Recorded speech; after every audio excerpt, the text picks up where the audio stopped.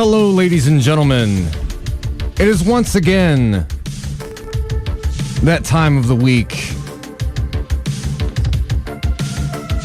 where we tell y'all what's really going on. We dig underneath the headlines. We get through the obfuscation. We toss out that establishment propaganda and call out their BS. We talk about real news. We talk about real politics. Sometimes we talk about real political strategy. It is the Hoodrat Strategist radio program, only on 89.1 WIDR FM. As always, the following thoughts, views, and opinions are not necessarily those of 89.1 FM WIDR Kalamazoo or Western Michigan University, no matter how dope or insightful they may be. I want to welcome all the new students back, and okay, that was an oxymoron. Welcome students back, and welcome to the new students as well. Hopefully, if I'm catching you right now, maybe this is your first week at Western, and you're a freshman. I'm hoping by the time we're done, the years will go by and you will be just, an anti-establishment radical by the time we're done here. Tune in every week, find out what's actually up. Get mad at your government, the corporations, the powers that be. Well, hopefully, just me telling you some news stories isn't gonna be the thing that is necessary to push you that extra little bit. But that's the kind of programming you can expect on this show if you happen to be tuning in for the first time. And oh man, so one of the big things that has been in the news. Oh goodness. So DACA. Yesterday, Donald Trump's racist Keebler elf, Jeff Sessions, made an announcement that they are going to be ending DACA. That's Deferred Action for Childhood Arrivals. We're going to be talking about this at length later in the show. There was a big rally yesterday, and actually an act of civil disobedience took place downtown, and I was one of those who was actually arrested, taken into custody, as it were. But before we get into all that jazz, as it were, I wanted to kind of touch on an important story that was published by MLive a little bit ago. This is kind of a primer on how this affects our local community. This was published on September 5th. And this is a very personal story. This is a student here at Western Michigan University who is part of the DACA program.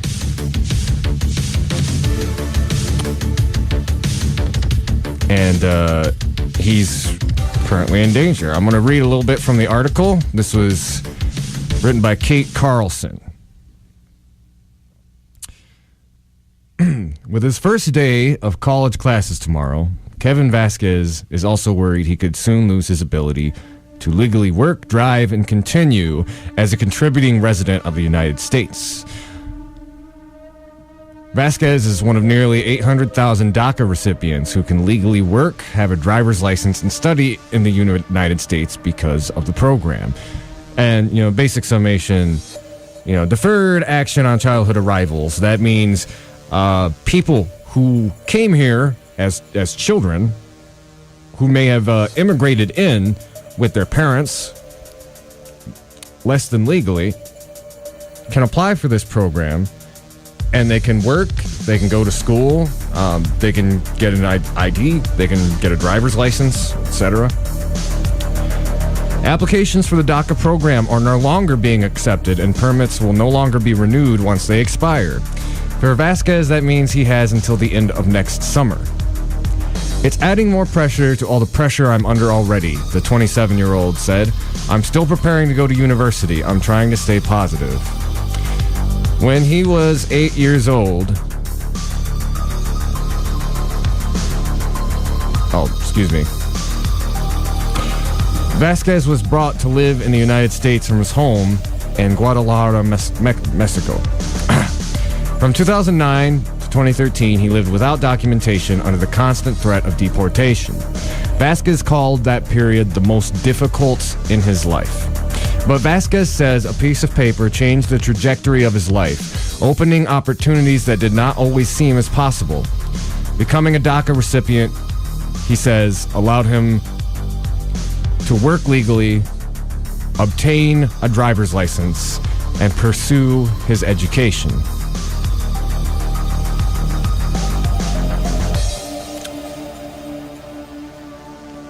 Pursuing a bachelor's degree in organizational education, he also hopes to one day earn his master's degree and begin a career in educational administration. His aspirations include a dream to serve as a college dean and eventually a college president.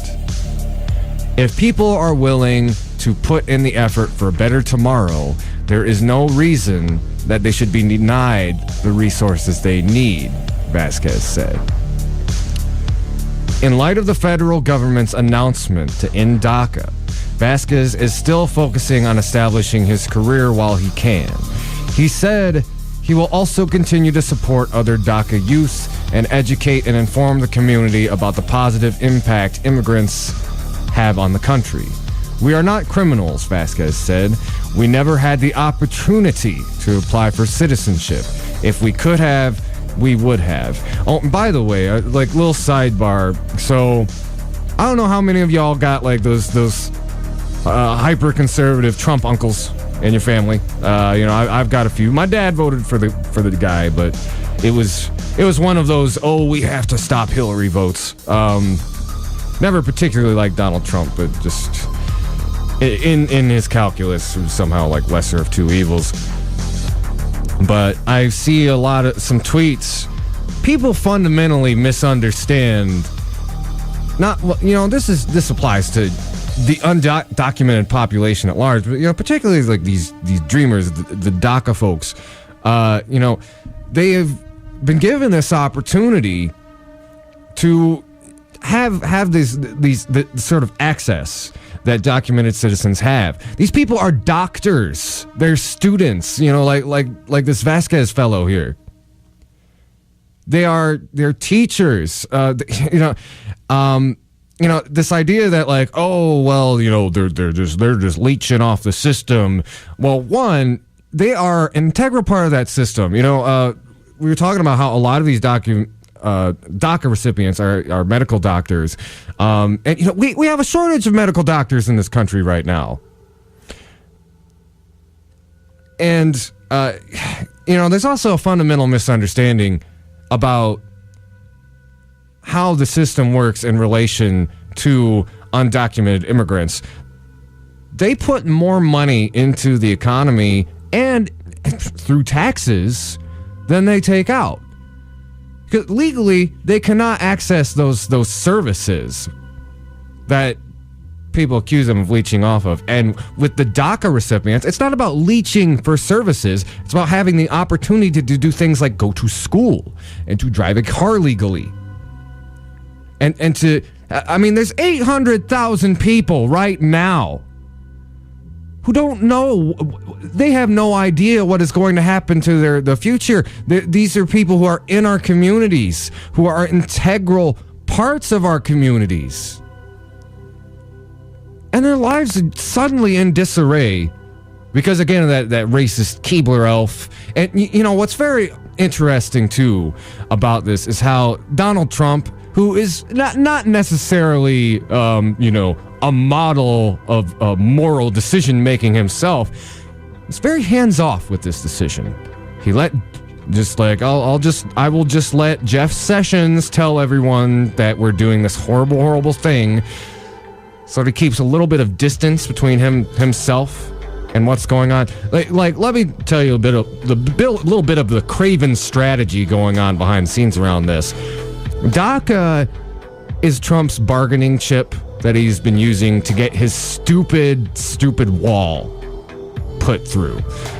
So by deferring to Congress, he's basically going to try to push it that, the Republicans will more or less coalesce around some sort of compromise where either DACA stays in place or at least some sort of protections for the current DACA recipients. But in exchange, they'll probably demand that we build a stupid wall.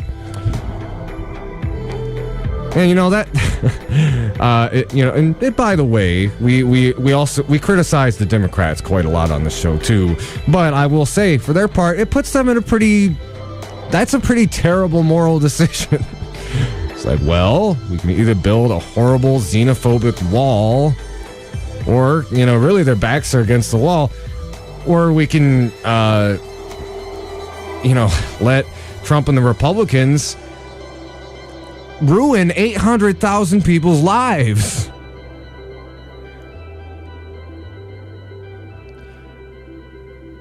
So, disgusting doesn't even really begin to describe it. I mean, keep in mind, like, this has been going on for months. We've had activists on the show talking about this. I've talked at length about my own work with ICE Rapid Response. And we've had activists on the show, such as Nelly Fuentes, who helped organize the rally yesterday with Movimiento Cosecha Kalamazoo. And this has been going on since the administration came in, and before that. Let's not forget, the immigration movement had a nickname for Barack Obama. He was the deporter-in-chief. But the main difference is, they did their raids at night. They did focus more or less on individuals with a criminal record. It was very blasé about how they would break up families, but Trump's administration doesn't care. It's following through on this promise from this dog whistle strategy he had during the campaign. Everything is an immigrant's fault. Everything is the Mexicans' fault. Everything is the Muslims' fault. Look not at the men behind the curtain, which, well, okay, that's unfair because he did, say like, oh, these Goldman Sachs people that Hillary's friends with, even though he filled his cabinet with them.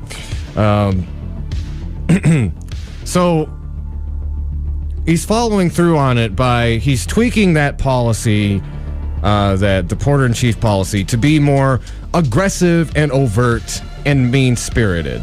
That's what he did with ICE and recruiting more ICE agents that are not required to speak Spanish, by doing daytime raids, by targeting at random. And there is absolutely, nothing morally defensible about what is going on now with DACA. Not that there was with his initial immigration strategy, but again, like, these are people who, for all intents and purposes, and even though like I'm kind of against borders and stuff, I'm a kind of like anarcho-globalist, whatever, but as far as nation states exist, these people are Americans. They've been here most of their lives. Many of them, Mexico or Guatemala or any of the other countries that they've come from are just as foreign to them as, say, it would be if any of us, like, let's say, and I know, like, different listeners, but I think a lot of my listeners either fall in some sort of radical bubble, where maybe you have a lot of white privilege, or maybe you're not necessarily white, but you were born here. But imagine one day you're going to work and you find out like a friend tells you, you find out on Facebook or YouTube or whatnot, oh, hey, you actually are in danger of being deported from the country. You're like, why? Oh, well, you were actually snuck in here from say like Russia or North Korea or just any other country like that, and they're gonna send you there. It's like I can't speak Russian. I don't know anyone there. Well, the Trump administration's official line on that is tough. That's too bad,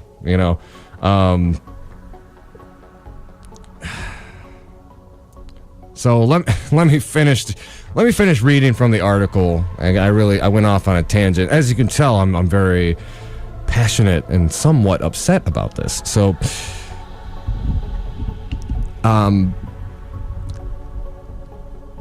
actually, this ties in pretty well. Vasquez goes on, say he was not surprised by the politics behind the decision announced Tuesday, but at the American people's attitude towards DACA and the program's recipients.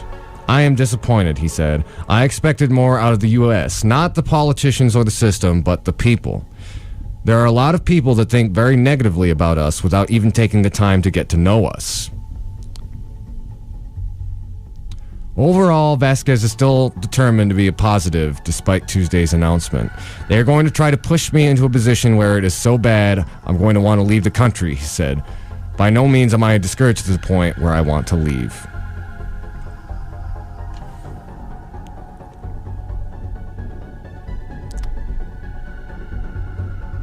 There are a couple of speakers yesterday who really brought this home.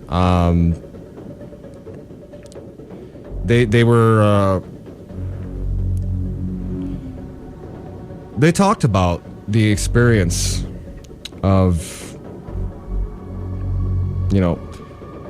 one day you're a student. And the next, you don't know what your future is going to hold.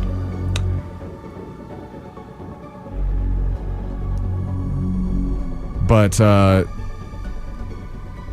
particularly Jose, who spoke last, he left on a positive note. He said, I am going to stay. I'm going to resist. We need all of the allies to come together and support.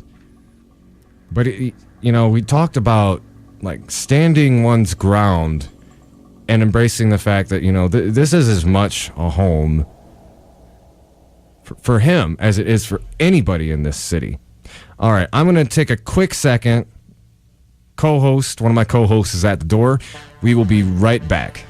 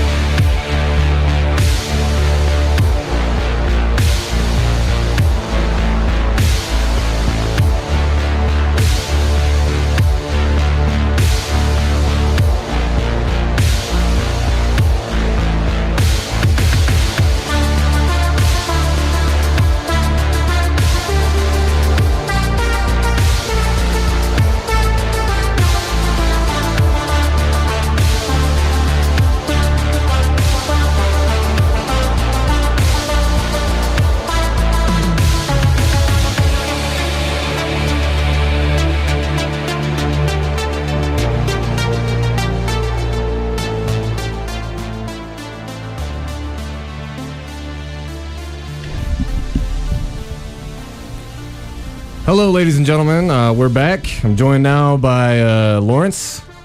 How you doing today? What up, everybody? Yeah. What up, Andy? Mm-hmm. So, if you're just tuning in, we've just spent some time talking about DACA.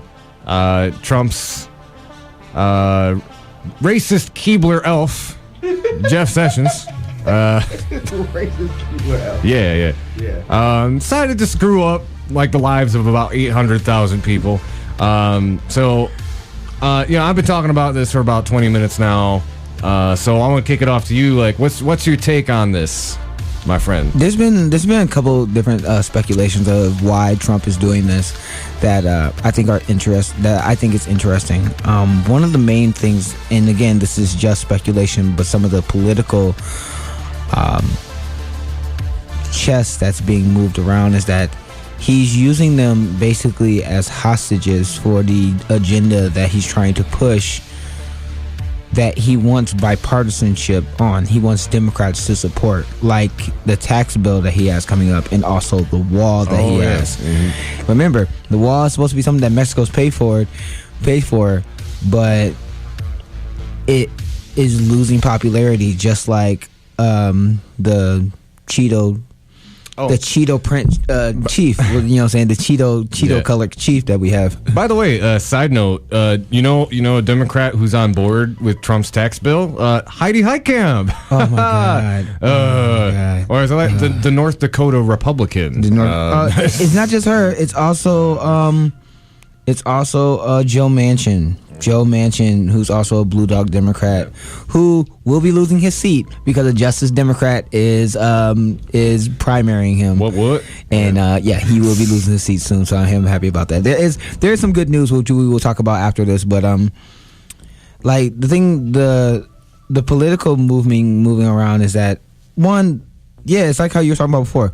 This is a lot of red meat to his very racist base. This is one thing that Hillary Clinton was right about, is that not all, but at least 1/3 of his base is deplorables, and this is that red meat to those deplorables. At least 1/3. If you looked at the actual polling of what they actually believed in, not just rhetoric, but the things that they vote for, and the things that they believe in. This is a lot akin to that, and also. This is also Trump trying to erase every good policy that our former president had, because our former president he has a little man complex, and this is coming from what a lot of psychologists have said, that people who have a little man complex when it comes to like the regimes that came before them, like if you look at different rulers or different leaders, if they do everything in their power to destroy everything that's positive that came before them, then they have a superiority complex, a little man complex. And the president with little hands definitely have a little man complex, and he wants to destroy the legacy of the previous president before him. And this is not anything new. His first executive order, and again, this is something that pisses me off about the Republican Party, the establishment of Republican Party. They talked about how executive orders are so horrendous that they're unconstitutional. All this stuff when President Obama did this particular order, DACA, it was unconstitutional. Trump's first executive order was a Muslim ban, was a immigration policy ban, and then he's going to take back DACA. And the thing about DACA is that also pissed me off. There was a conversation with a Kansas representative, I forgot his name, and he was Ben Sass, I think so, and he was talking about how immigrants do not. They take more from the system than what they put in. Oh man, I was just talking about that. Yeah. See, here's the thing. A lot of Trump supporters get Social Security. You want to know who pays into Social Security and doesn't get it? Immigrants. And the fact that I think there was polling that was a study that just done that immigrants put in $60 billion into our GDP, around 60 to Hold on, let me look up these numbers. That sounds about right, the right ballpark, you know. Yeah.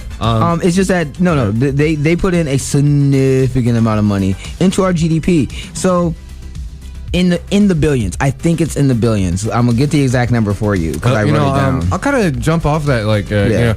So Nelly spoke at the rally yesterday, and one of the points she made is.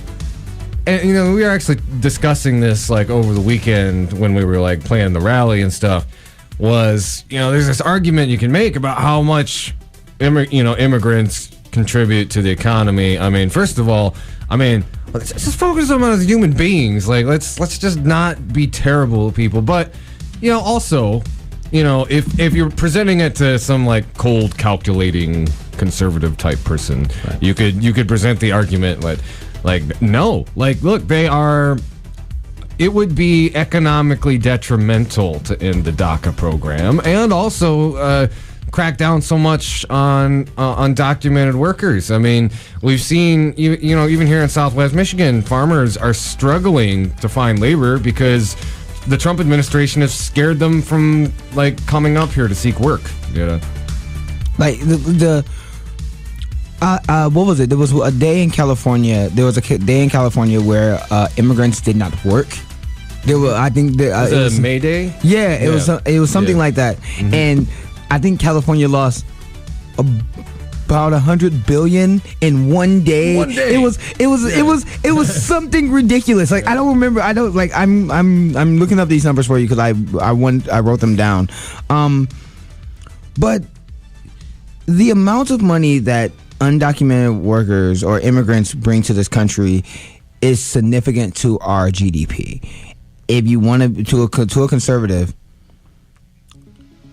you have to realize that 16% of people who own houses in America is immigrants. That 91% of people who are on DACA are college or have went to school or in school or have graduated college. These are educated people. So even with the trajectory, these people, the people who are affected by DACA, will make more money that will contribute to our economy. And you're taking that away and you're not replacing it with anything. Yeah, exactly. Like, you know, it, and well, I mean, that's the way they spin it is, you know, well, it'll be better for, you know, they won't be draining the system, you know, once they're out of here. And, you know, it's a bold-faced lie. It is.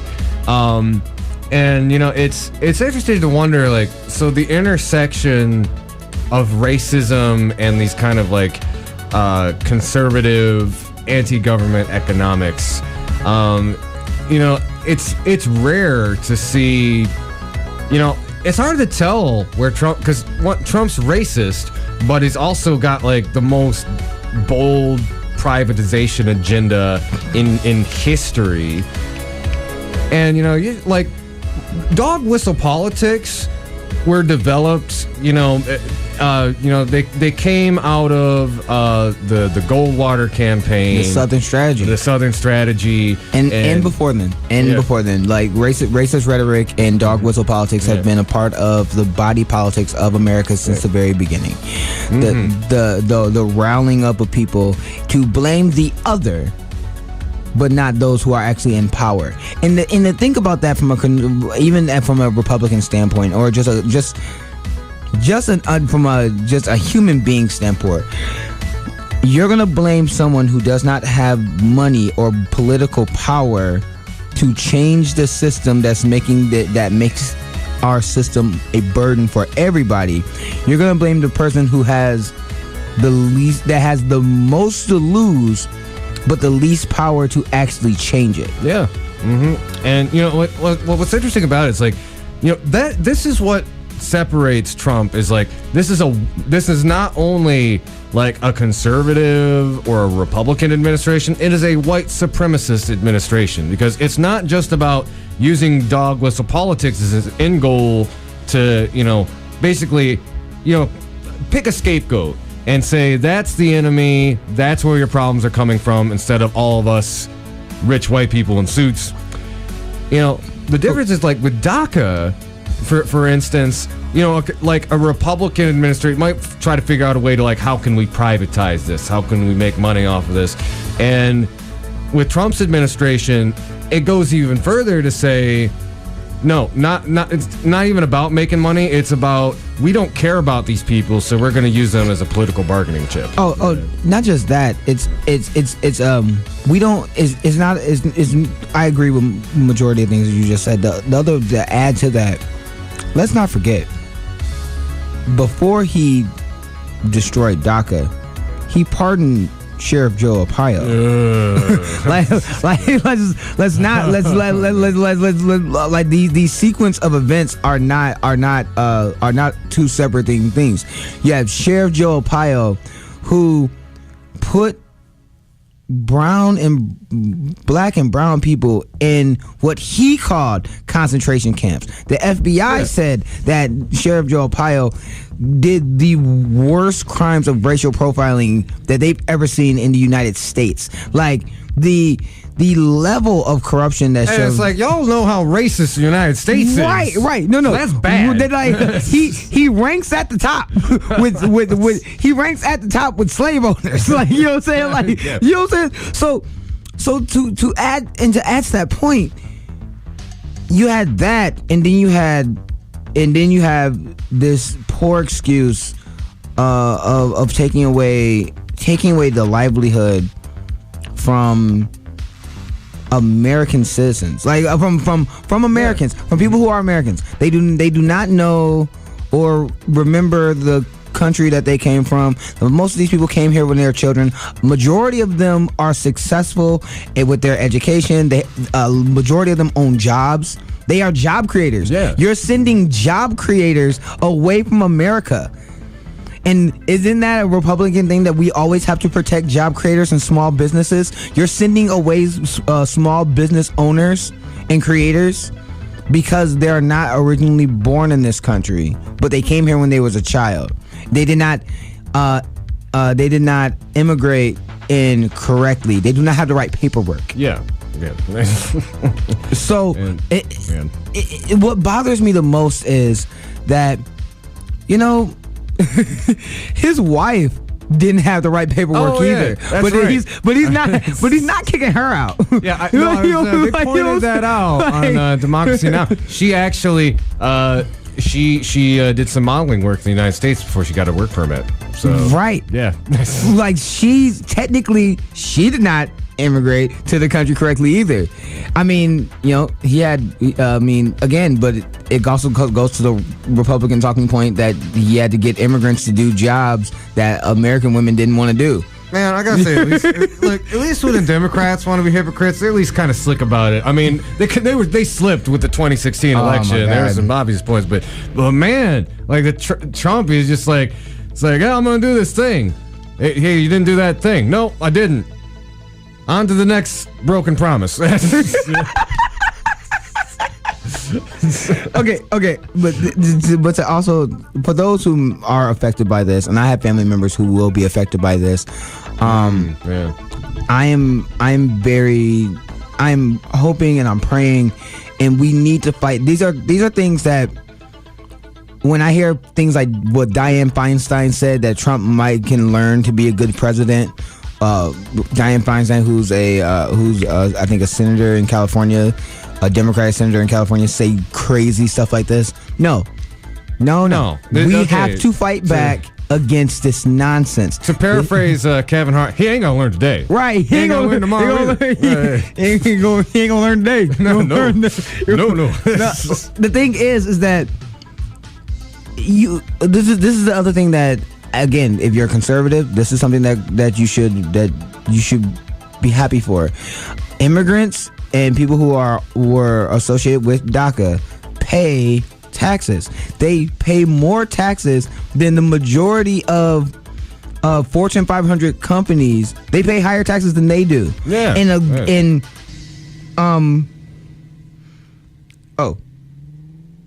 on a second. I just found it.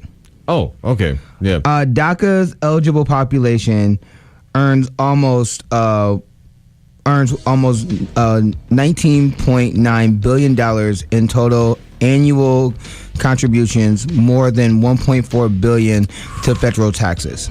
Yeah. You know? So yeah. That's a substantial chunk of change. a little bit.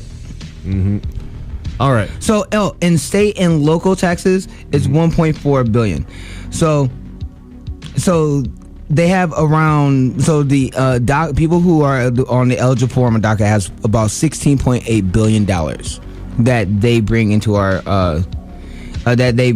So if DACA is to be taken away, we would lose $215 billion of lost GDP federally from the federal government, and $60 billion in lost revenue over 10 years if we get rid of DACA. So that is to about $60 billion for people to understand. I think it was a conservative estimate that said with 60 to $70 billion, we could have universal health care. Think about that. Think about that. Think about, like, you know, that's money that could be spent on a useless military boondoggle. No. Sorry. That money could be spent to give Meals on Wheels more money, or to give FEMA more resources, to give disaster relief more resources, to give that money can be put to be paving the way for actual immigration reform that actually is that actually helps people to immigrate to the country correctly, and it's not going to take 2.5 years to be vetted. You know, that money that will be lost, the 215 million.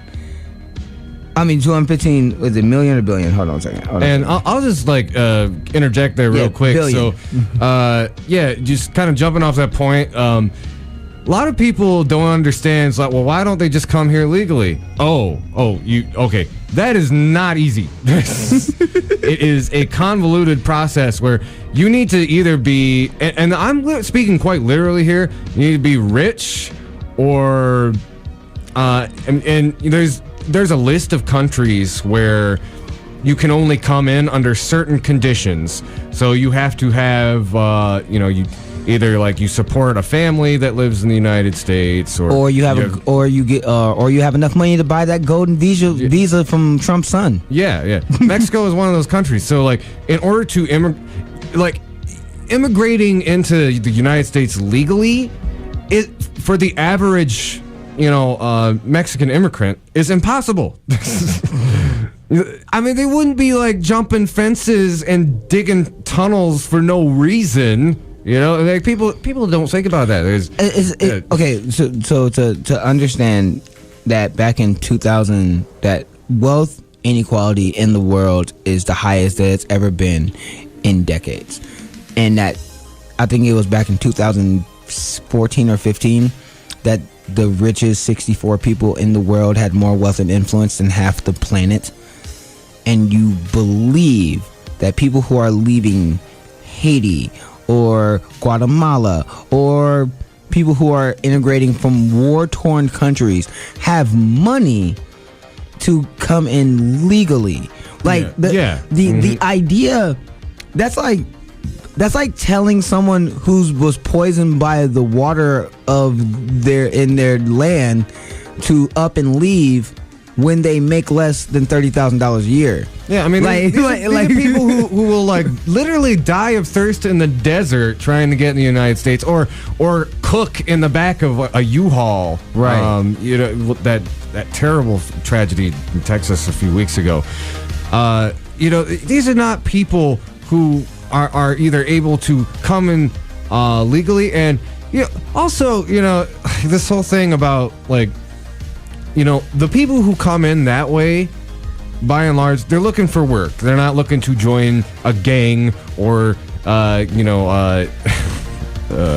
looking to find a better lives for their families. So if you're looking to search, if you're looking upon the Golden Gate, which is what America, what the Statue of Liberty was representing and saying, and you're looking for that land of opportunity for a better life for your family, then you're not going to come in trying to start trouble. Statistics have actually shown, FBI statistics have shown that actual immigrants and people who are on DACA and things like that do less crime than actual Americans. Why? Because they are afraid of being deported. The consequences of being arrested are far greater. The consequences of, if I am an immigrant or if I am an illegal alien, I'm not going to stand out and try and do a crime. Why? Because if I get arrested by a police officer and I don't have my proper paperwork, I can be deported.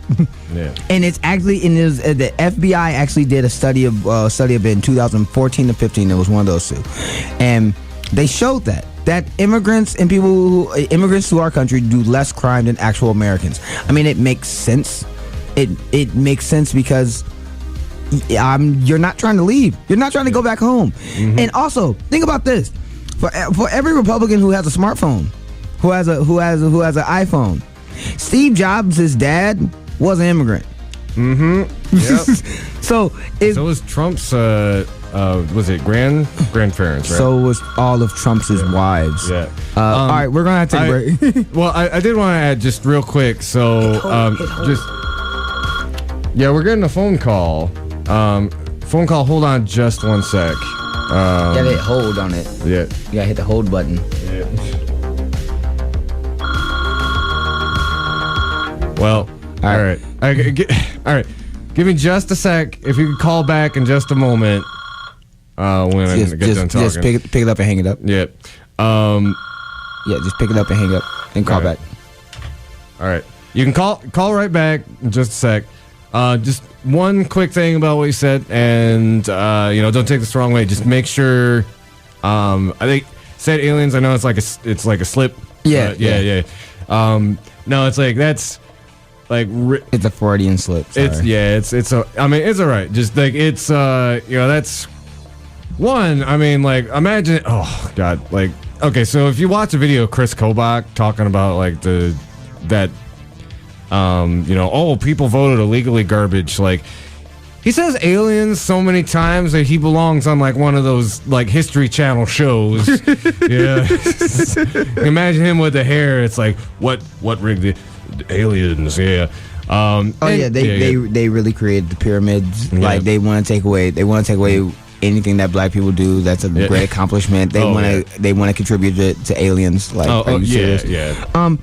Here's the thing, Chris represents everything that's wrong with the Republican ideology, and I say that wholeheartedly. Yeah. He was a part of the Republican Party who led Kansas, and who was a part of Kansas.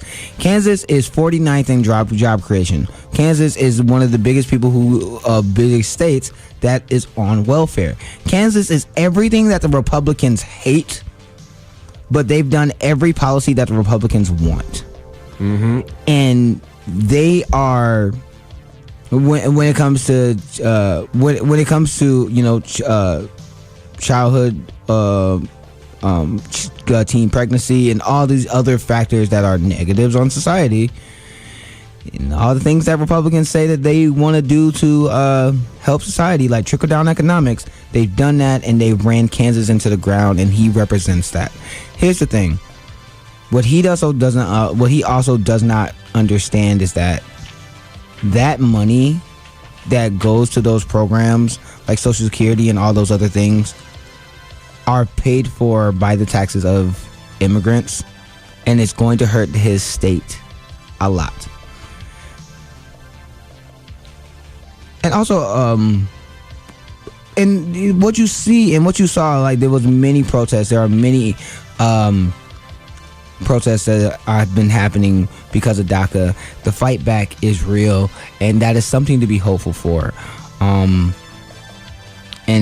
I will say to everyone, don't keep on fighting, keep on speaking out, and stay aware, stay awoke, and help those who may be suffering, and help those who may be scared, and help those who are hurting because of this. Because this is a long battle with a terrible administration, and this is something that we all have to be a part of. Because if they're coming, when they came for our Muslim brothers and sisters, they're attacking everyone. When they come for our immigrant brothers and sisters, they're attacking everyone. When they come for gay and transgender brothers and sisters, they are attacking everyone. And that does not mean that they're not going to be coming for you, because they will. That's right. All right, so we're overdue for a break. That's terrible. So on the show, there's certain things we're supposed to play like at certain marks, but we always get so wrapped up in conversation, though. All right, so we're gonna talk about some good things in there. We're gonna talk about some positive things. We're gonna change gears in a second when we come back from the break. You're listening to the Hoodrat Strategist radio program, only here on 89.1 WIDR Kalamazoo, your only source for political revolution.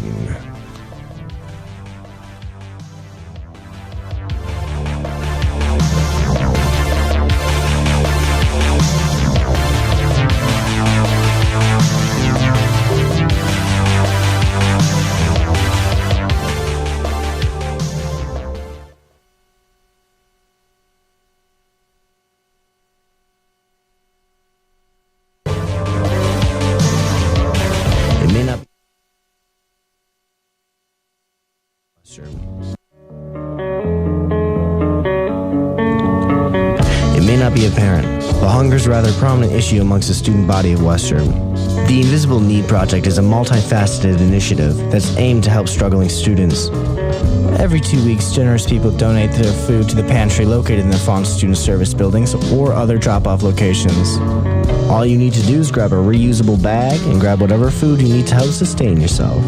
If anyone's unsure when their next meal will be, or if you have a little extra food you'd be willing to donate, the food pantry is your place. If you're looking to help donate, become a volunteer, or just learn more, call 269-387-4742 or email dosa-inp@wmich.edu for details.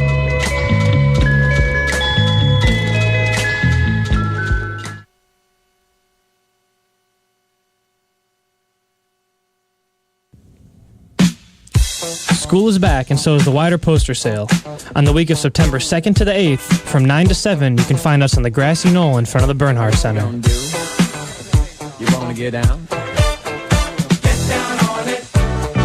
Get down on it. Get down on it.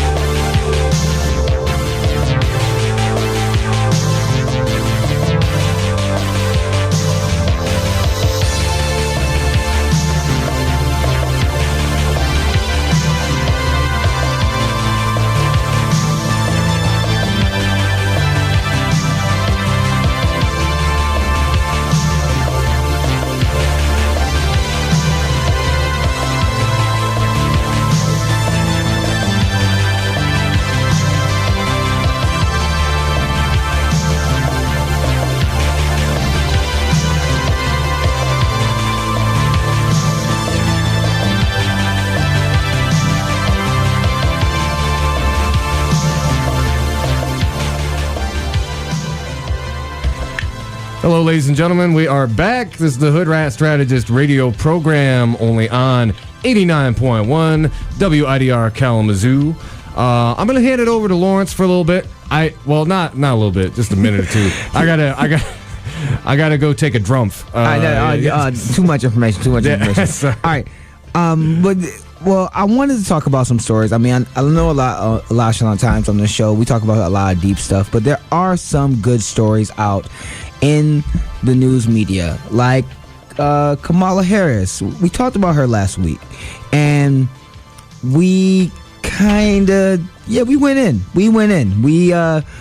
We basically said she was the equivalent of Hillary Clinton, and in many ways she is, but we have to give credit to where credit's due. Earlier, I think it was either this week or last week, Kamala Harris said is going to co-sponsor Medicare for All with Bernie Sanders in the Senate. And it's not just her, it's also Elizabeth Warren and Kirsten Gillibrand. Kirsten Gillibrand. I'm horrible at saying this woman's name.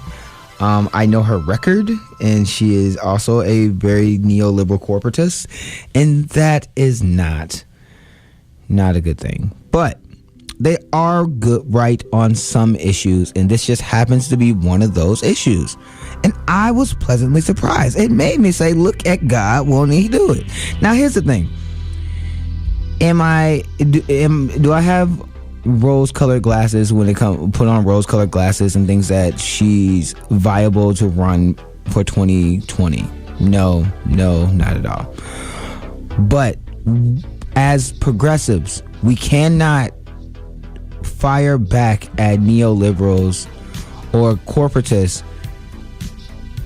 We have to be even-handed. We have to be even-handed. When people are doing wrong, you tell them that they're doing wrong, and you point out the facts of why those things are wrong. But when they're supporting policies that the overwhelming majority of Americans want, like universal health care, Medicare for all, that 60% of the country wants Medicare for all, and we actually are having Democrats move on those issues, Democrats who said beforehand, like Kamala Harris did, that she supports Medicare single payer in theory, but it was but they have to work some kinks out, and now she's saying she's going to co-sponsor Bernie Sanders' bill. That is amazing. Also is amazing is John Connor's bill in the Congress that overwhelming majority, a majority of Democrats now support it. Initially, only 78 congressmen supported a single-payer a Medicare for all system, and it was because of grassroots activists, people like yourselves, calling your congressmen and women and telling them that they do not support the people and they do not support Medicare for all, that you will vote them out in 2018 when the next time in their next election. And they are moving because the people in power are they're reading the tea leaves. They know that they have to back policies that the overwhelming majority of Americans want, and if they do not, they will lose their jobs. And one thing that power does do, power always gives a fight to keep the status quo, to keep its agenda, to keep its power. But when they realize that they're going to lose power, that they're going to lose seats, and they realize that they're going to be harmed by not being on these policies, then they will evolve and they will do the will of the people. They will be on the side of the American people. And this is just a clear example of that. It's the same thing that happened with Hillary Clinton when she finally supported gay rights even after 2013, and she finally supported it. It's the same thing with Barack Obama. They had to evolve on these issues because of grassroots activism. And now you have people like Kamala Harris and Kirsten Gillibrand supporting Bernie Sanders' bill, or even Cory Booker, who kind of he walked it back and was like, oh, okay, now I got yelled at by all these progressives. No, here's the thing. Yeah. She's actually co-sponsoring. She has came out and said she is going to co-sponsor Bernie Sanders' bill. That is amazing. Oh, Kamala Harris. Yes, she said. Now, again, like I said, That doesn't mean the other negatives that she's done that we talked about are not real. Those things are real. Those things means that she still should not be. She still shouldn't. If she runs for president, she will probably end up losing. And I would say to play, well, not necessarily devil's advocate, but radical leftists advocates, right? Which, well, I can be. I guess I can be my own advocate, right? But like the kind of the not necessarily counterpoint, but like insight from the Kamala Harris thing is she's supporting it right now when there is not an actual chance to pass it in the House. And people criticize Bernie about that too, but like the main difference between Bernie and like other like politicians in there is like he will advocate for stuff regardless whether or not like it is politically possible, because that's his strategy is like by being vocal about these things you can keep pushing the Democratic Party and like the other Republicans to be sensible. I mean, there was a while ago, like during the election, there was like a really good article about how Bernie is very good at building bridges across the aisle and reaching to conservatives to work on similar goals. Oh, so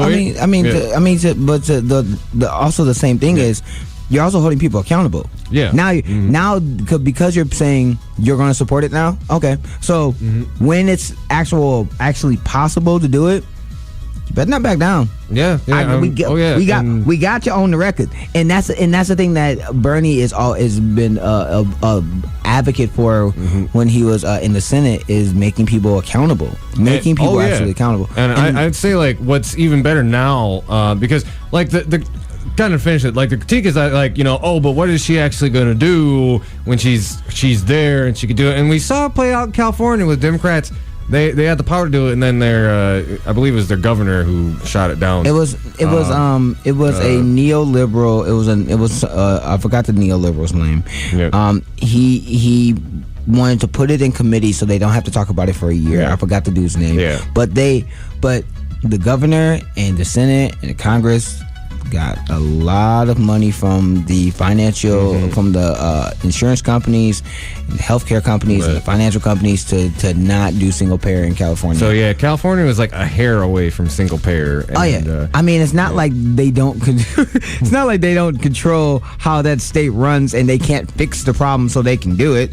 But the thing about this segment is you gotta give credit to where credit's due. That was a happy story. Another happy story that made me say, "Look at God, won't He do it?" was Robert E. Lee's descendant. This was Robert E. Lee's descendant. This is a great story. If you don't watch the MTV Awards, Video Music Awards, I can't blame you, because wait, MTV, this is on MTV. I remember in like an interview on Democracy Now. He was also on Democracy Now, and this is the thing. But no, this is like mainstream though. Yeah, no. He was on MTV. He was on. He went on MTV and he talked about he was with the protester who got killed in the Charlottesville. Heather. Yeah. He was with her mother. And he's a pastor. And he was talking about how, and he was rejecting white supremacy. Robert E. Lee's descendant was saying no to white supremacy. And that was a great story. Now, the story that's happened afterwards is not so happy. I gotta watch that, man. It's there's like that video of him on stage denouncing white supremacism is an amazing story. Now, what's been happening to him afterwards with his constituents and his constituents and his church? Yeah, that is not a good story, because a lot of people revolted in his church. That's not a good story. But if you have a descendant from Robert E. Lee denouncing white supremacism, and its stranglehold on the consciousness of America and the subconsciousness of America, that is a beautiful thing. Yeah. That's an amazing story. I think like too, what you mentioned about like kind of the backlash thing is that kind of comes with the territory when you are in kind of activist clergy. Like I know a few of those types around here. and it like their flock is not always in line with the values that the pastor or the preacher or the minister would have. So, but that's always a struggle, for people in that position. But it's something they can usually work out. And best of luck to this gentleman who's a descendant from Mr. E. Lee. Yeah. Also, another happy story that made me say, "Look at God, won't He do it?" There's a viral video that has happened of a nurse standing up for the patient's rights to not get blood drawn by a police officer, and the police officer arrested her because she was annoying him. You're telling me no. You're telling me, yeah. It's actually like, if you haven't seen the clip, she's literally on the phone with her supervisor. The supervisor is like talking to the cop. It's like, why are you mad at her? She's doing exactly what her job is. She explains factually why if the patient's not arrested, if the patient can't give consent and you don't have a warrant, then legally by the Constitution, the hospital will get sued, she will get sued, the police station will get sued. And that's what she was explaining. The police, the thing that angered me about that story is that the other 3 police officers didn't do anything. But besides that, the police officer that arrested her has been suspended. And that made me smile, because if you're going to be a horrible police officer and you're going to step on people's rights because they annoy you, you should lose your job. But those other police officers that stood there and watched and did nothing, they should lose their jobs too.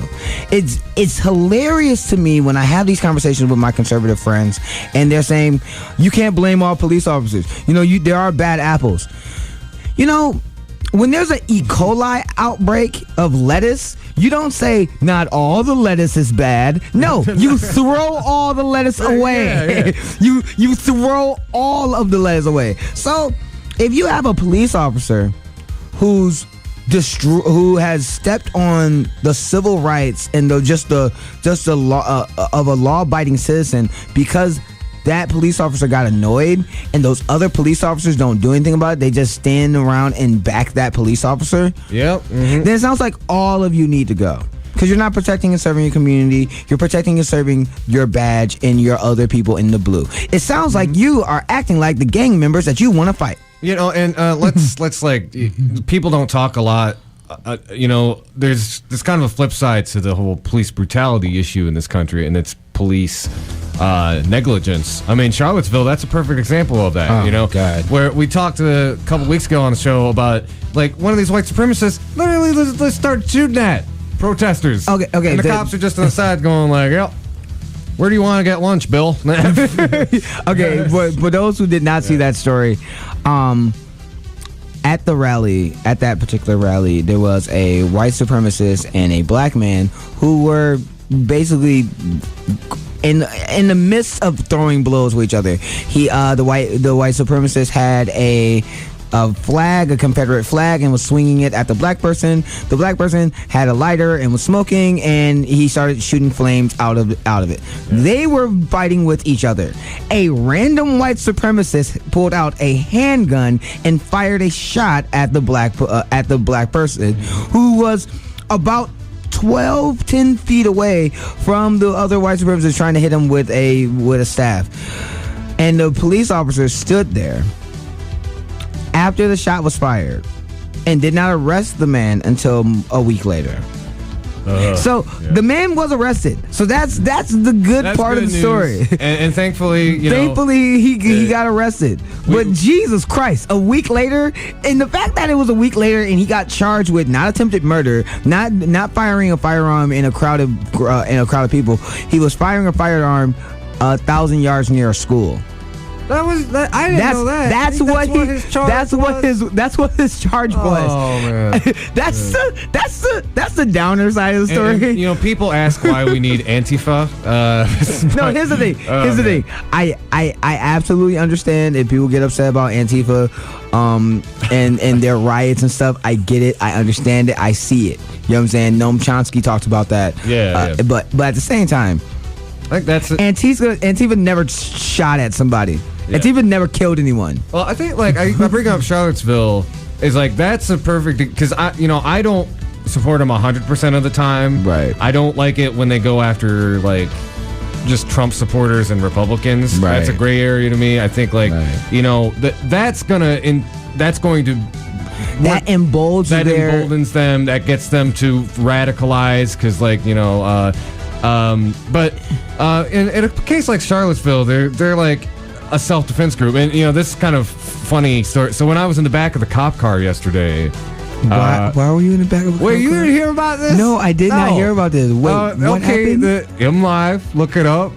There was a group of white activists who got arrested yesterday on the car.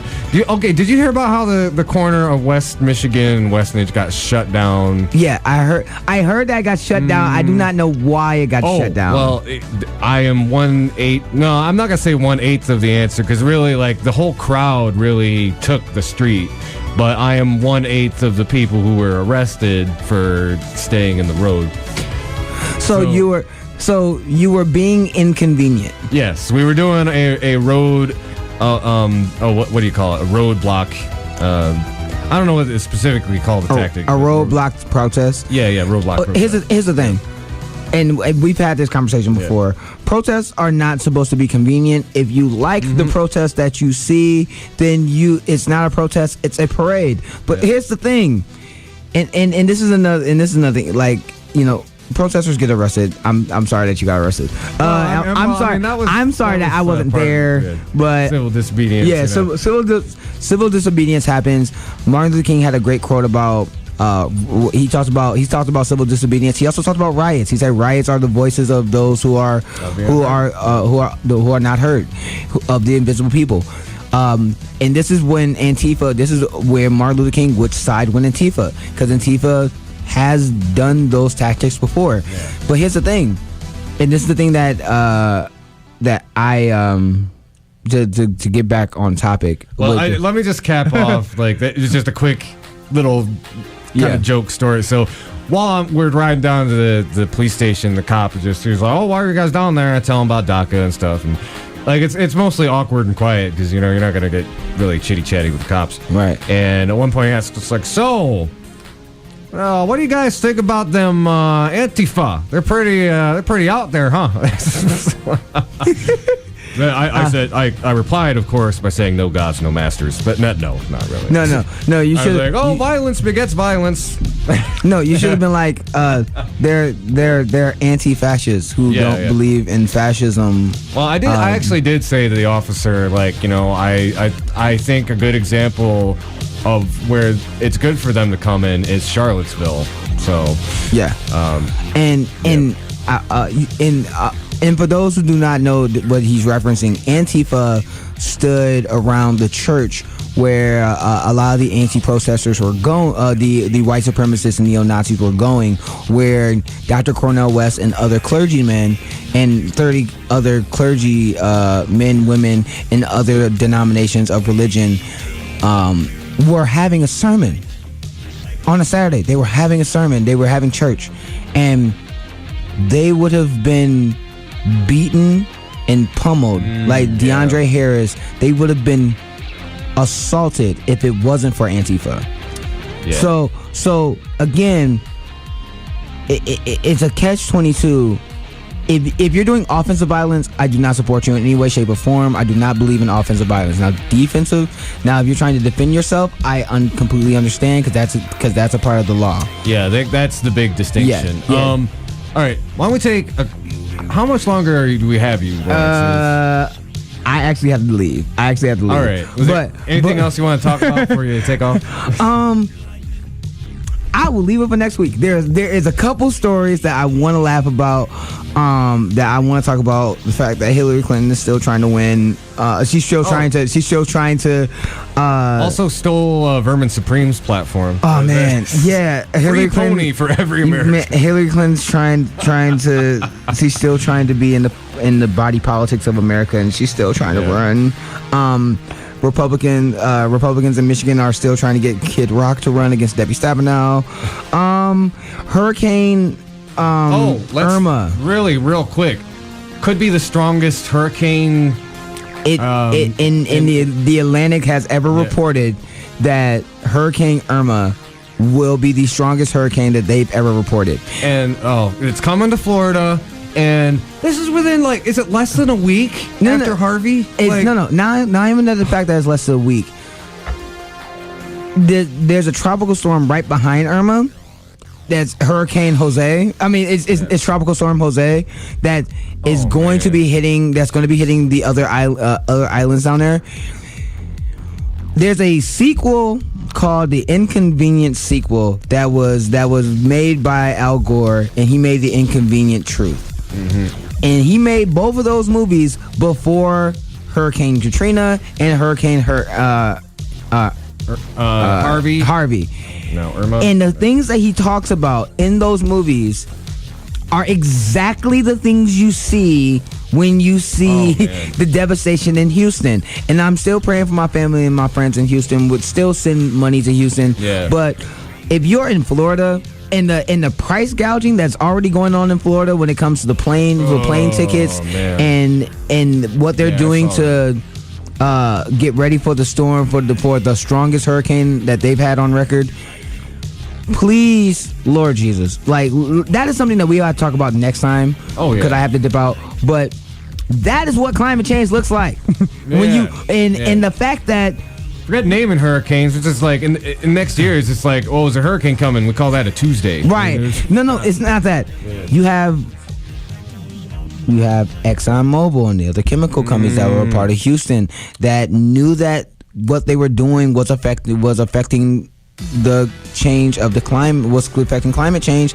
And to quote Cenk Uygur, they privatize the gains and socialize the losses. What is socialize the losses? Socialize the losses is what Houston looks like. It's what Sandy looks like. It's what the typhoon in overseas looks like.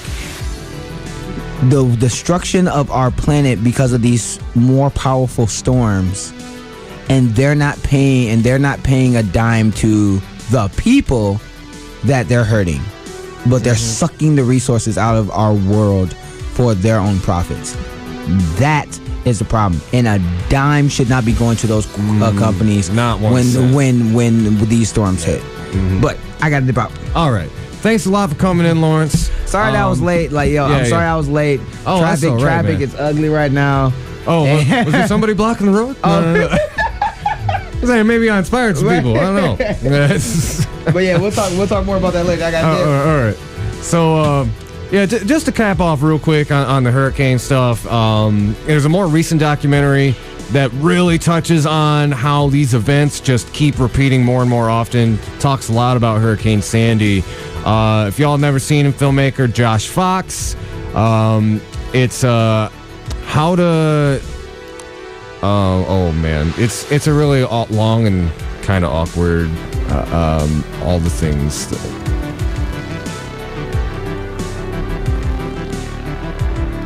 So it's how to let go. Yeah, how to let go of the world and love all the things climate can't change. It came out last year. It is one of the best documentaries on climate change and climate science I have seen. And it talks about a lot of exactly what is going on right now between the escalation of chaotic weather events and also climate resistance. It was actually very prescient because he talks about the documentary actually has this is like a Polynesian tribe that's fighting against the oil company, and then lo and behold, a couple months later, Josh Fox was also there documenting what happened at Standing Rock. He made a documentary about that too that's currently on Netflix. I haven't actually had time to see it yet, but from what I've heard, it's pretty good. So anyway, let's take a little break. You are listening to the Hoodrat Strategist radio show, radio program, only on 89.1 WIDR Kalamazoo, your only source for political revolution.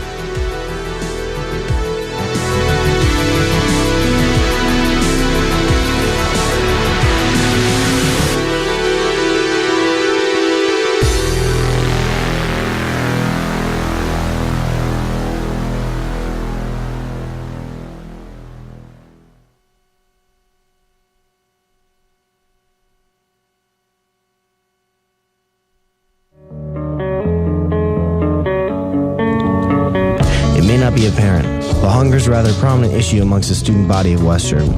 The Invisible Need Project is a multifaceted initiative that's aimed to help struggling students. Every 2 weeks, generous people donate their food to the pantry located in the Fawn Student Service buildings or other drop-off locations. All you need to do is grab a reusable bag and grab whatever food you need to help sustain yourself. If anyone's unsure when their next meal will be, or if you have a little extra food you'd be willing to donate, the food pantry is your place. If you're looking to help donate, become a volunteer, or just learn more, call 269-387-4742 or email dosa-inp@wmich.edu for details.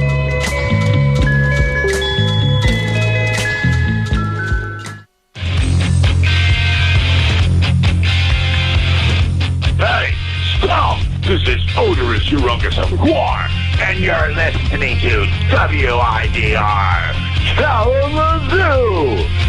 Some say smell your feet, they stink, you never take a bath. Your nose it runs, you bust your buns, you always finish last.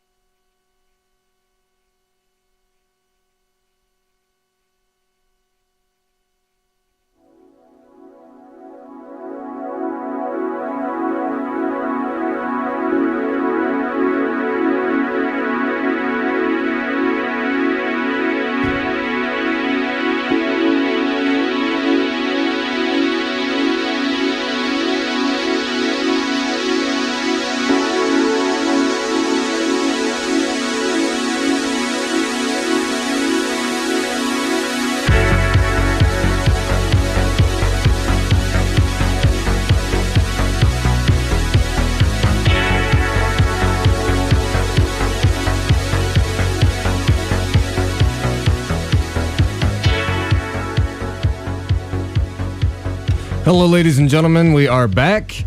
You are listening to the Hoodrat Strategist radio program, only on 89.1 WIDR Kalamazoo. So, I actually wanted to... Hey, y'all, let's critique capitalism, disaster capitalism.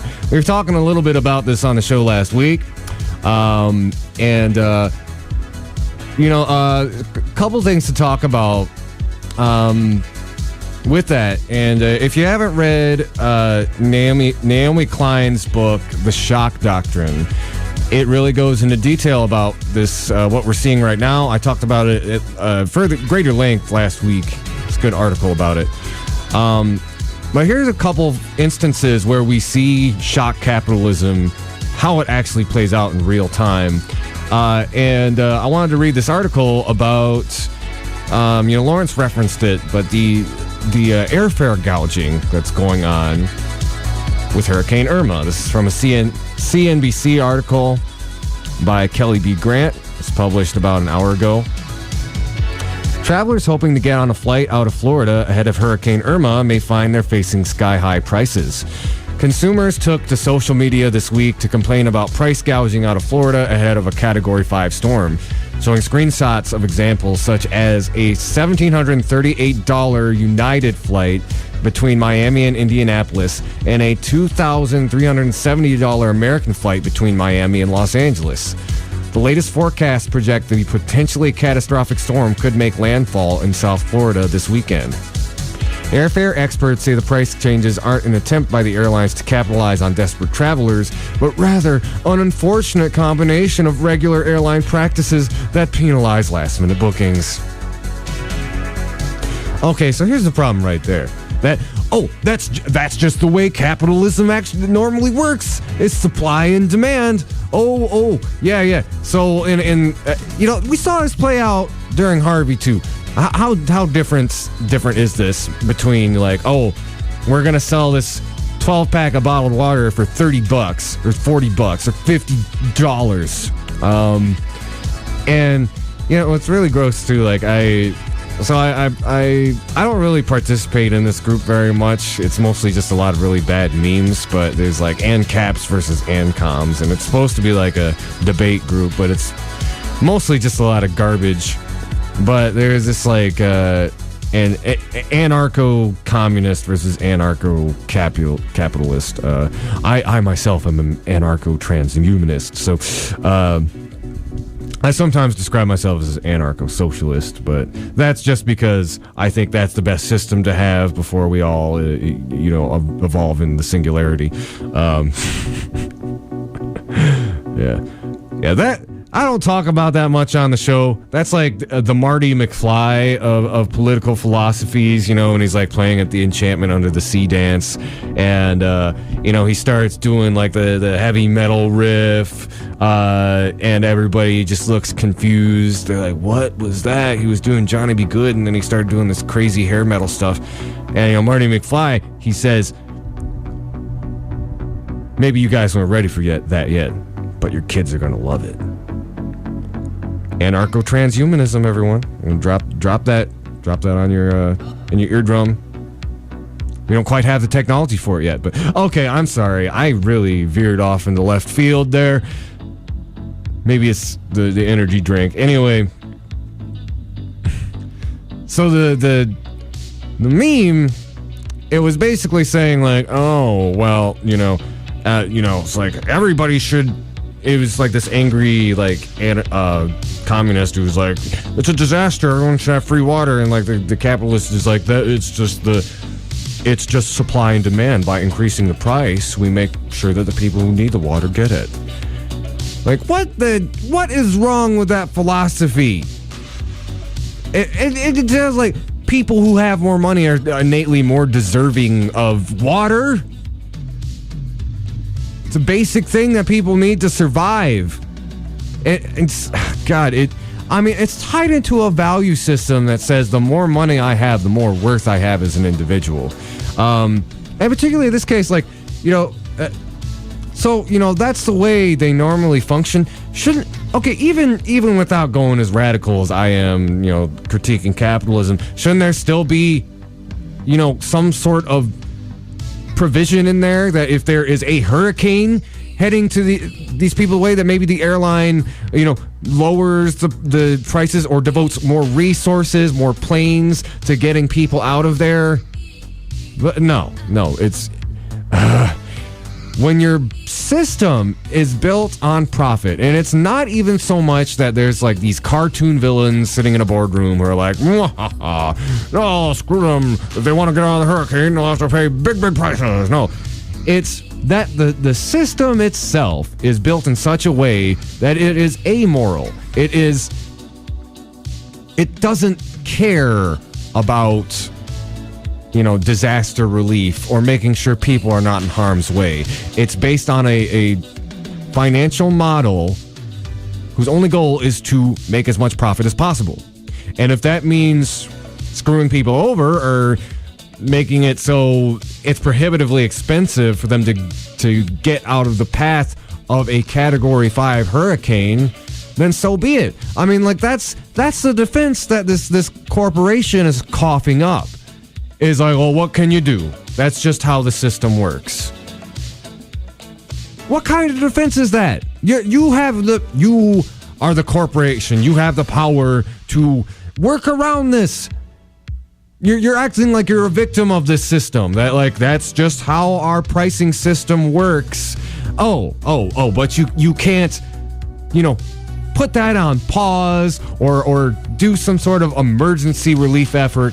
No. Okay, so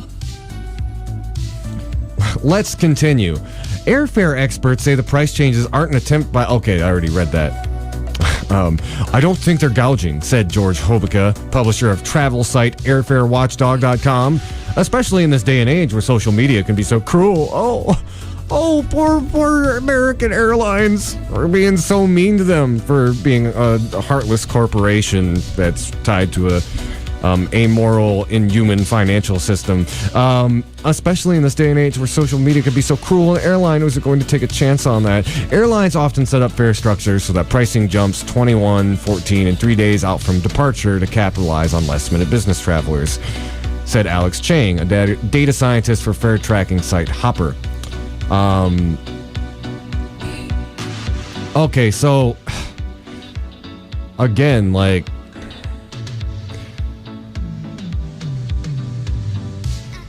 this doesn't address the fact that, again, like, the people who are defending this are saying, well, it's based on the system, that's just how it works. And it's like, there's no way to put a moratorium on that in a case of a humanitarian emergency. Really, you can't do that.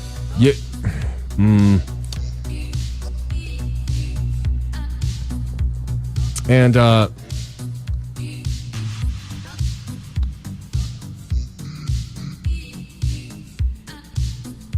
by the way, just to let you know, this is possible even within a capitalist structure. Just so you know how bogus American Airlines defense is, JetBlue, they announced Wednesday that it would cap fares for one-way direct flights in select markets that still have seat availability. Those reduced fares run $99 to $159, including taxes, a spokesman said in an emailed statement to CNBC. We have added flights to our schedule out of select cities where we have aircraft available, according to JetBlue's statement. Delta did not immediately respond to requests for comment, but a news release on its site said it had added flights and increased the size of aircraft on flights out of South Florida. The carrier also said it has been monitoring fares amid rising demands for seats. For flights departing South Florida in the next week, Delta reduced its highest fares, typically seen when customers are booking last-minute travel when inventory is low and demand is highest. So, look, even Delta is like, they're pointing out, this is how the system usually works, but because we are decent human beings, we're going to do what we can to help out. Now, obviously they could be doing more, but it's just like, just do something. I mean, good God. That's not quite as bad as something that's going on in Houston, though. This is an article from The Guardian about the fallout from Hurricane Harvey. And this is about how landlords are still demanding rent in flooded Houston homes.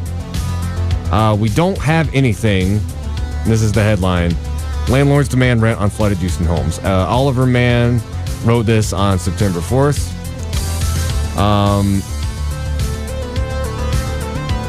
So this is an interview from Roqueo Fuentes talking to his family. And a month after they moved in, Hurricane Harvey happened. He goes to say, our landlords say we have to pay rent and late fees and every day is going up, Fuentes said. We are paying rent for somewhere we can't live in. They said, you aren't the only ones in this situation. But what are we supposed to do? We don't have any money. We don't have anything.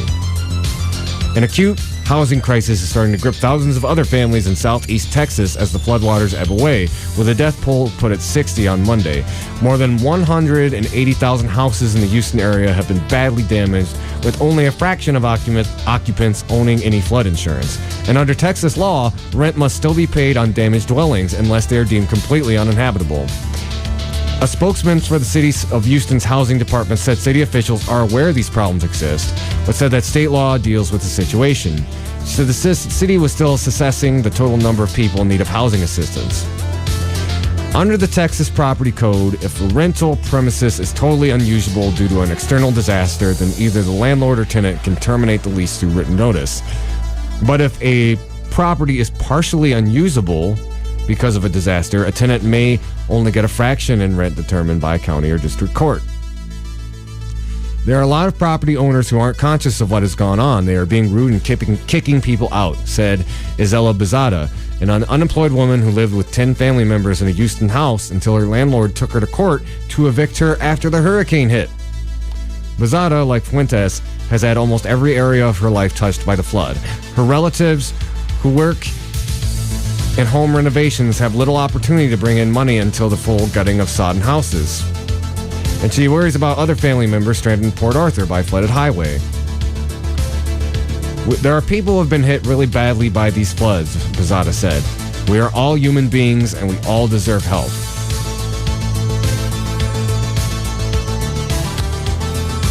So, those are really like let me bring you like the two flip sides of this disaster. You have people of all different ideologies coming down to Texas with boats. And this is everyone from, I literally have Antifa friends who went down there to help pull people and animals out of houses, out of the floods. And I also know from media sources, there were like Republican camo-wearing Trump supporters down there in their boats, pulling people out of houses, pulling animals out of the flood, donating supplies. One of the things we see in these disasters is people's capacity to set aside differences and really work to help people. And then we also see people like these scumbag landlords who are taking advantage of people, who are being just absolutely cruel and not understanding. And demanding that people who have lost everything cough up money to keep the homes that they need to rebuild.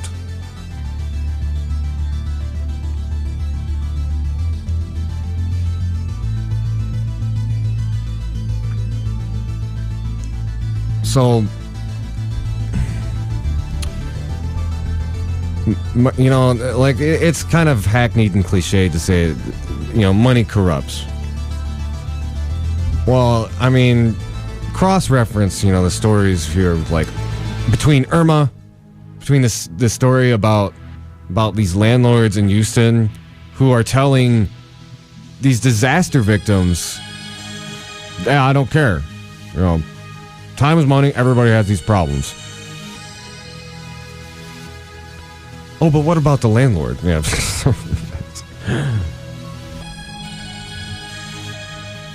If this is all about community solidarity, if the landlord viewed their tenants as people in the community, there would be an opportunity there for mutual support. Maybe the landlord would get less money. Is the landlord financially unstable? And granted, I didn't dig deeper into the story to find out on a case-by-case basis. But if the landlord has as much to lose as the tenant, which they likely don't, there is a way for that to be worked out in the community. More likely, though, and this is definitely true with a few of them, the landlords, they're fine. They can take a little bit of a financial hit from missed rent. These people have nowhere else to go in homes that are still wet and sodden and need to be rebuilt.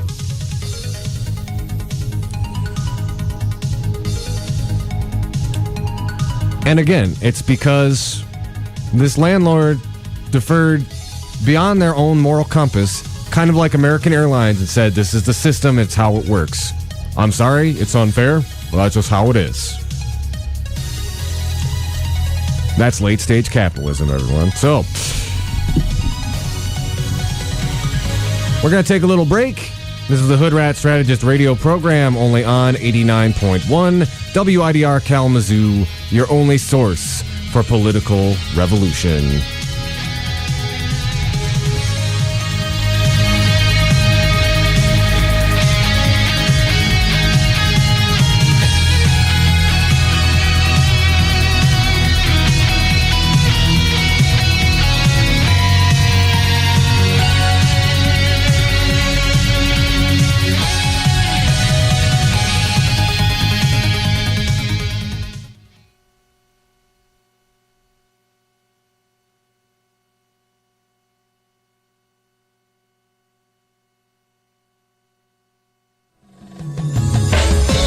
Alvan Humane Society is a non-for-profit, no-kill animal shelter that has been serving Allegan, Van Buren, and surrounding areas for almost 50 years. They are hosting their CARES Fund Drive and are over halfway to their $500,000 goal. Alvan can currently house around 30 dogs and 100 cats. Money raised from the CARES campaign will go to build a new shelter which will expand this capacity by 20%. Alvan Humane Society has 20 dogs and 40 cats that are microchipped, spayed and neutered, and fully vaccinated, ready for adoption right now. To adopt a pet, donate to the CARES Fund Drive, or find out more, feel free to visit them on the web at www.al-van.org.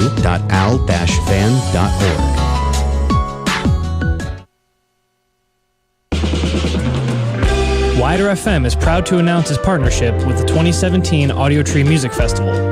Happening at the Arcadia Creek Festival Place, September 22nd and 23rd, Audio Tree Music Festival will be featuring acts such as King Gizzard and the Lizard Wizard, No Name, Super Duper Kyle, and many more. For more information, you can visit audiotreemusicfestival.com, and you can keep up with us here at Wider FM for on-air and online ticket giveaway opportunities.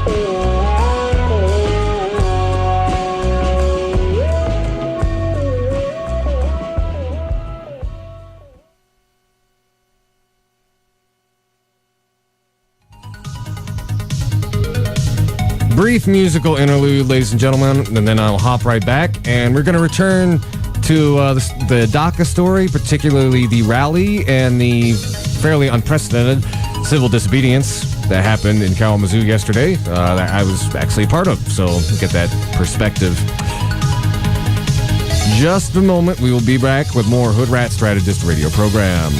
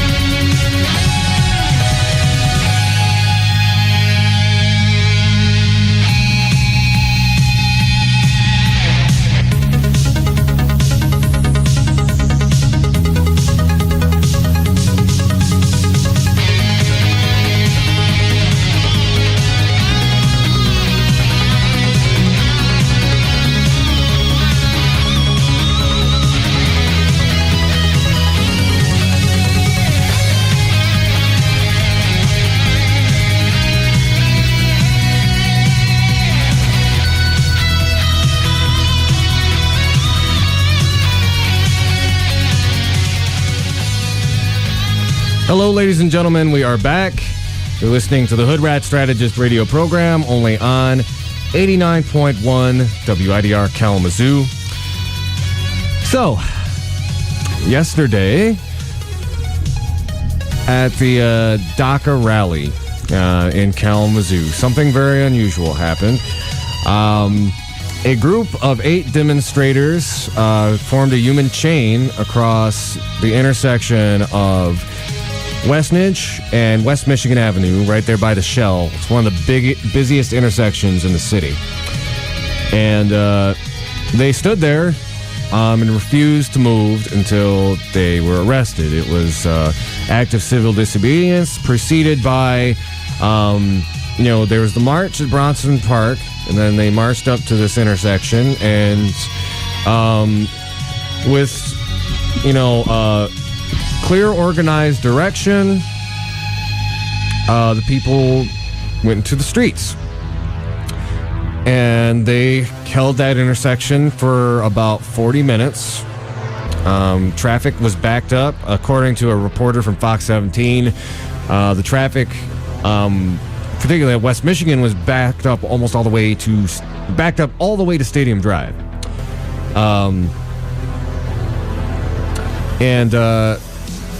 A couple of things to point out.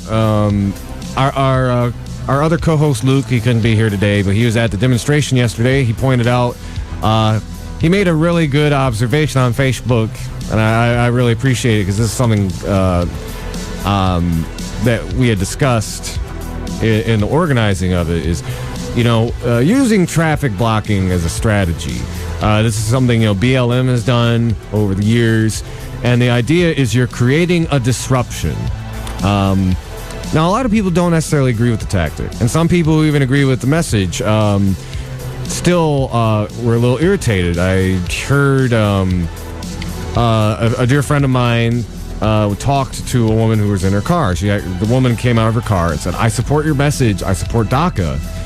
And she was quite flustered. She was white. But if I don't get to work, on time, I will lose my job.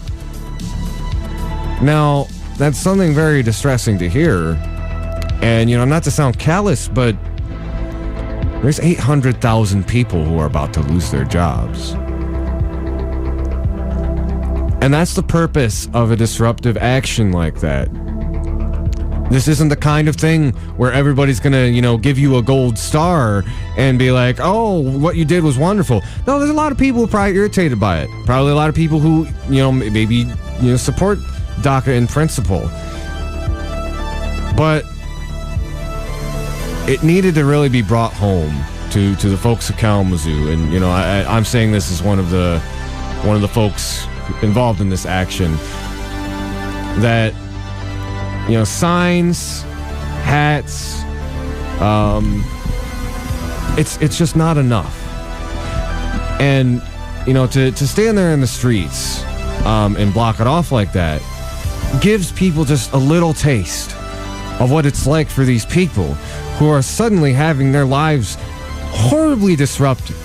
Don't know if they have a future in this country. Don't know if they'll be able to hold on to their jobs or their place in school.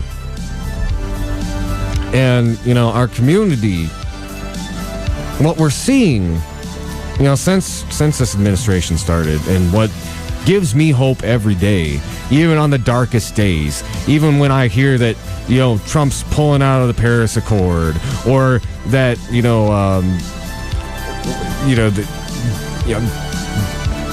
Joe Arpaio is getting pardoned, or that DACA is being canceled, as I'm seeing. And we saw this in the context of DACA today. Democracy Now! Actually mentioned it,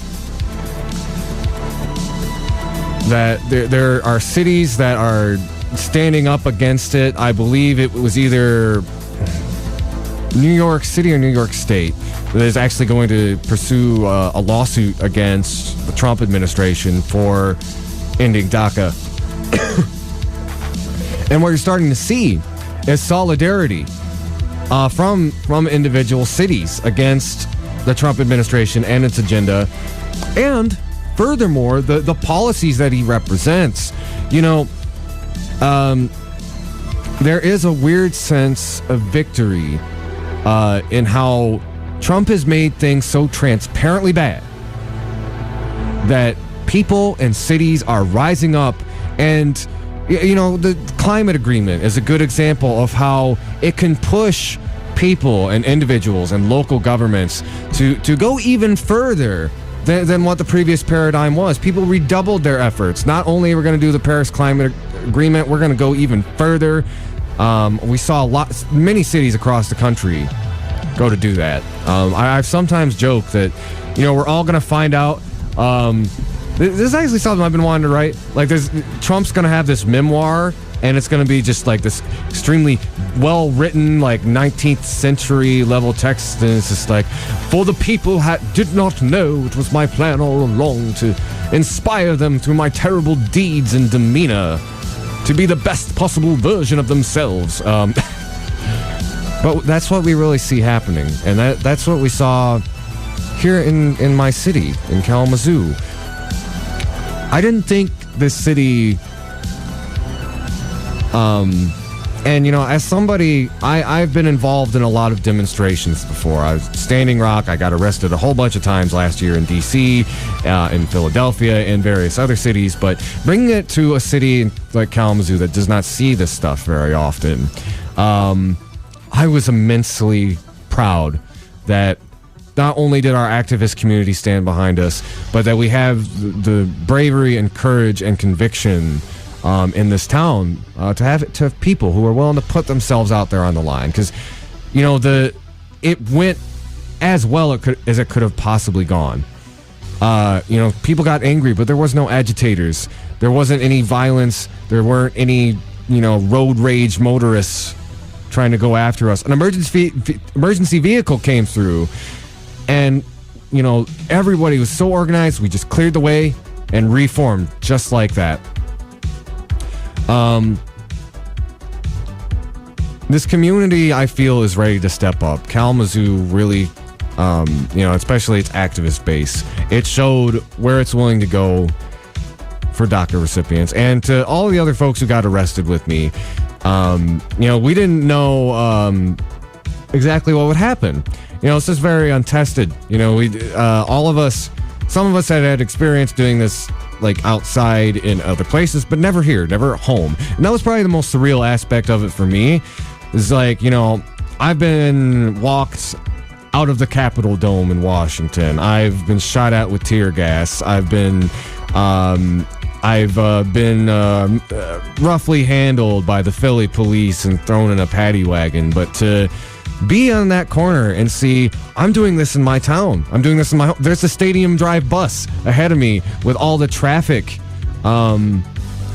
just blocked ahead. So I want to wrap up, just touch on a couple of points that weren't necessarily discussed. There was a lot of focus on how we were treated by the police. Like, were they, was there did anything iffy happen to you guys while you're in processing? No. And as much as I will acknowledge that, I'm not going to give the police like an extra, thank you for, essentially, the police did what they were supposed to do. That's an acknowledgement, but I don't need to give them an extra thanks just for not being the brutal, militarized police state that we're all used to or hear about on the news. For one thing, it was just a few short years ago, there's a study that came out that showed that our police, the Kalamazoo Public Safety, is more institutionally racist than Ferguson. Now, Hadley did address that at the time, but there's still problems. I'm deep in the Kalamazoo activist scene, and I hear all the time from my non-white organizers from across the city that there's still many complaints about racist policing, racist police. Less than a year ago, there was a black man died in the backseat of a cop car because they refused to give him medical attention. Basically thought he was faking it. There was the policeman who was in, I believe it was on the north side. He did like a gun gesture, and they took a picture, and it became like a big issue for a minute. And more recently, there was a horrific accident less than a week ago. Five kids died. They're all black, and apparently somebody, a friend or family member, I can't remember which, went to the crime scene, found a foot, a human foot. They found a foot from one of these kids who got killed in this accident. And what does that tell the black community about how much the local police department cares about you if they're going to leave body parts at the scene? That kind of negligence is what makes non-white communities not trust the police. So yeah, you know what? Police were very polite to us, but that's not the point. That should really not be the question. It's like, how polite were the police to the nice, polite white activists? Here's what we really need to ask. ICE shows up for our DACA dreamers, for our undocumented neighbors. And look, y'all know me. I have my own stance on policing. I honestly, I'm about the disbandment of organized policing. We need neighborhood policing and community involvement instead. If you look at the real roots of what the American police structure is, it descends from basically like slavery brigades that would go after runaway slaves. We did not have organized police departments before that. So, without trailing off, we do have a police department in Kalamazoo. This is the reality. They exist.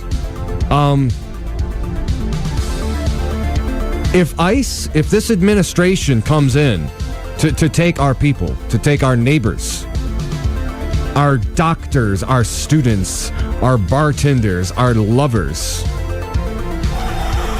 what are the police going to do? Now, I will give credit. I believe Sheriff Fuller said, like, we're not going to coordinate with ICE, but they're not going to stop ICE either. So let me ask this. If I can go out in the street and, risk arrest, and we did not really know what was going to happen with the cops. Like, we were talking about maybe we'll be there till 3 a.m. Maybe we'll be there all night. We did not know. We did not know how the individual officers would react to civil disobedience in this town either. So, what are the police going to do?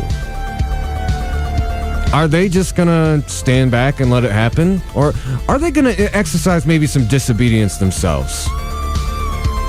Say to the Trump administration, you're not getting our people. These are our citizens. This is, Kashama Sawant out of Seattle. She's a socialist councilwoman there, and she made similar comments about how it should be our police department's job. If we're going to have a police department, they should defend all of us, regardless of our paperwork.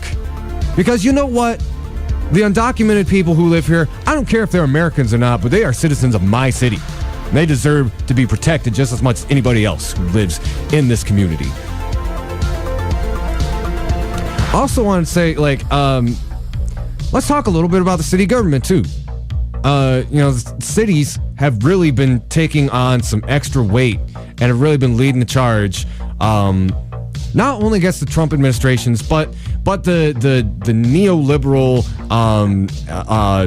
bad capitalist policies that he is just put on turbo speed. There's actually a great book that just came out about Juan Gonzalez from Democracy Now! Just put it out called Retaking Gotham. I believe that's the name of it. And it's all about how, like, these local progressive mayors are taking over all the place. It focuses mostly on Mayor de Blasio from New York City, which is particularly striking because he's a very progressive mayor in what is basically the biggest city in the United States and the financial capital of the world, which is very telling. It talks about how these leftist progressive mayors are rising up all over the country. So what has our city government done yet? And, forgive me, I got out of work dishwashing. I ran to the gym real quick. I made some phone calls. I came here to the station. But let me ask this. If there are states, if there are cities bringing suit against Donald Trump for what's going on, what is our city going to do about it? What is our city going to do about it?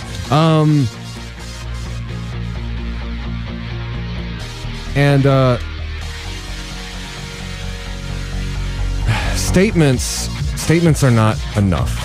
If Mayor Hopewell or the council comes out and condemns Trump's actions, what does that do?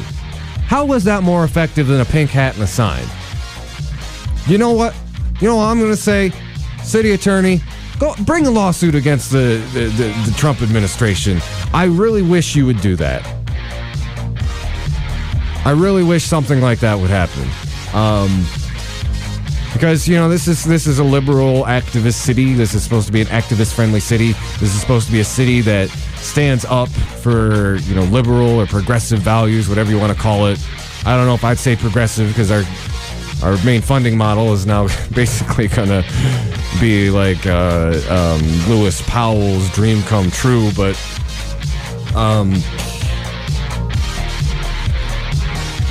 we need to take action at all levels. We got to commit to that. From the mayor on down, from the city attorney on down, from the police chief on down, all the way down to white folks who can use their privilege to make a statement. And, with that, I'm going to read a little bit from this. So it's an article about what we did yesterday. It was just published for about 4 o'clock. And I'm going to read. Some of my comrades had some things to say about the tactics around what we did. All of us who arrested, we were white folks. And the headline of this article is Arrested Demonstrators Used White Privilege in DACA Protest. And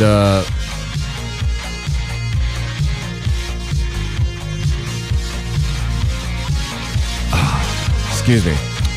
This is they're quoting one of my colleagues, Christine Lewis, co-director for Michigan United here in the city. She says, for us as citizens who are white, we want to take up our responsibility to fight white supremacy, and that means taking risks. The point of the arrests was to show fellow white folks what it means to take action and invite people in. DACA is an important protection against deportation, and it's temporary. It only lasts about 2 years at a time. What we need is comprehensive immigration reform and to be fighting for the 11 million people who are undocumented. We need a clear pathway to citizenship. DACA is not the holy grail, and that's very important to bring up too. Tension is the only way that we grow, Lewis said. We're only to grow and change. We're only going to grow and change when we push ourselves and push our community, and that happens through tension.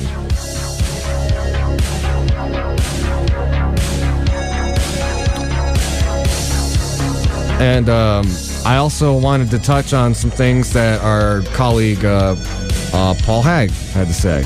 And he has a unique experience. This hit him very close to home.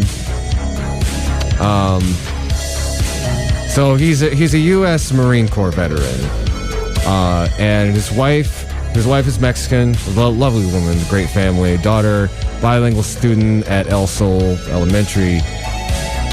He stood with us and got arrested yesterday.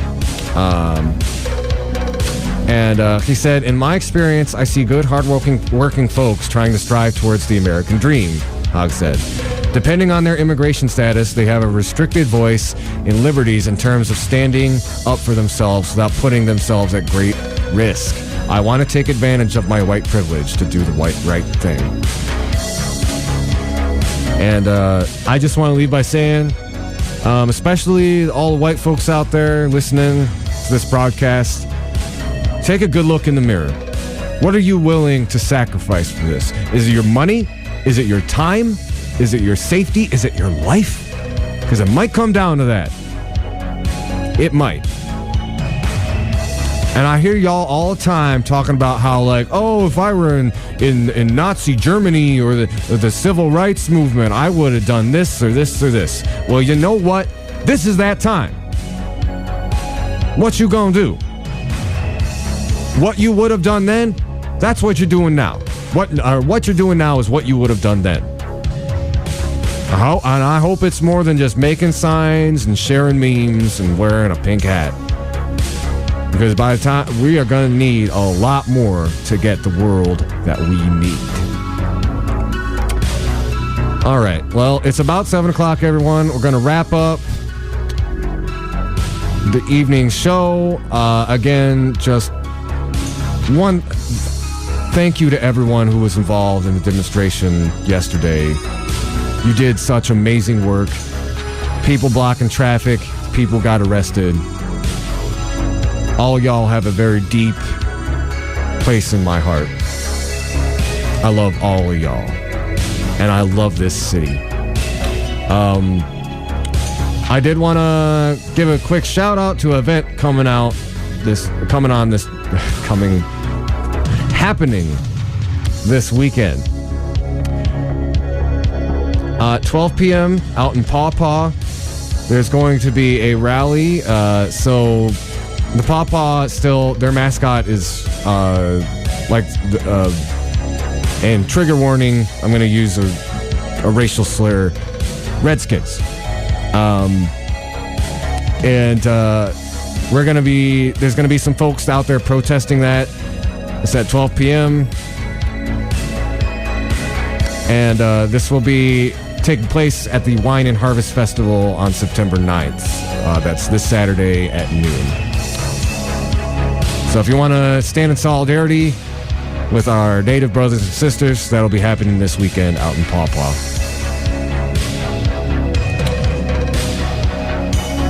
Anyway, I want to thank all y'all for tuning in. This has been the Hoodrat Strategist radio program, only on 89.1 WIDR Kalamazoo. Keep fighting for that revolution solution.